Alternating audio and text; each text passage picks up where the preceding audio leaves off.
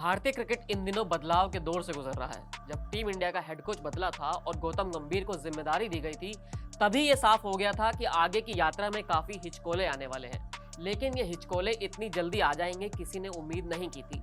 T20 format में ताजा champion बनी टीम इंडिया में ट्रांजिशन शुरू हो गया है। रोहित शर्मा और विराट कोहली ने फॉर्मेट छोड़ दिया है। जाहिर है कि नए कोच के बाद नए कप्तान की भी तलाश थी, लेकिन हर किसी को पहले से ही मालूम था कि हार्दिक पांड्या ही टीम के कप्तान बनेंगे। लेकिन बीसीसीआई ने यहां हर किसी के साथ खेल कर दिया, हार्दिक पांड्या के साथ भी और उनके समर्थन में ये दावा करने वालों के साथ भी।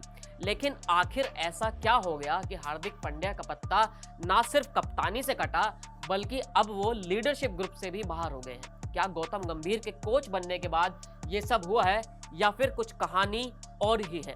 इस पूरी कहानी को समझने के लिए आपको 2022 के T20 वर्ल्ड कप में जाना होगा।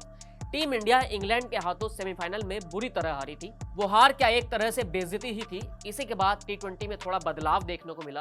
रोहित कोहली टीम में कम खेलते थे, हार्दिक पांड्या के हाथ में कप्तानी दे दी गई थी। सबको लगा कि T20 में ट्रांजिशन शुरू हो गया है, लेकिन फिर वनडे का वर्ल्ड कप आया और यहाँ पर दो बड़ी बातें हुई। पहला तो हार्दिक पांड्या को बीच में ही चोट लग गई और दूसरा टीम इंडिया वर्ल्ड कप का फाइनल हार गई। वर्ल्ड कप हार के साथ ये हुआ कि रोहित कोहली जैसे सीनियर्स प्लेयर्स का सपना टूट गया। अब यहाँ पर बीसीसीआई और सिलेक्टर्स ने फिर से एक सीनियर्स को एक मौका और दिया। जय शाह ने रोहित शर्मा की कप्तानी में ही 2024 का T20 वर्ल्ड कप खेलने का ऐलान कर दिया। इस बीच हार्दिक पांड्या ठीक तो हुए, लेकिन टीम में नहीं आए।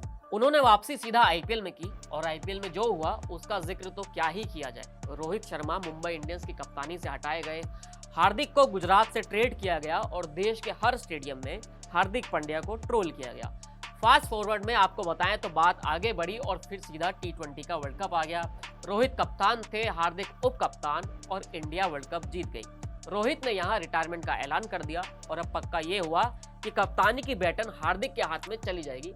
लेकिन फास्ट फॉरवर्ड वाली इस कहानी में एक बैकग्राउंड स्टोरी भी रही है। हार्दिक पांड्या जब रिकवरी मोड में थे और वापसी करना चाहते थे, तब बीसीसीआई की ओर से और टीम इंडिया के मैनेजमेंट की ओर से उन्हें बार बार कहा गया कि आप घरेलू क्रिकेट खेल लीजिए, लेकिन हार्दिक ने ऐसा नहीं किया। हार्दिक ने पहले तो टेस्ट मैच छोड़ा था, फिर वनडे और T20 में भी उन्होंने सीरीज को पिक एंड चूज किया और कुछ में वो फिट नहीं रहते थे। यहाँ पर ही हार्दिक पांड्या से एक बड़ी गलती हो गई, क्योंकि भारतीय क्रिकेट में पिक एंड चूज तो मिलता है, लेकिन उसके लिए आपको सचिन, धोनी, रोहित कोहली जितना बड़ा खिलाड़ी होना पड़ता है।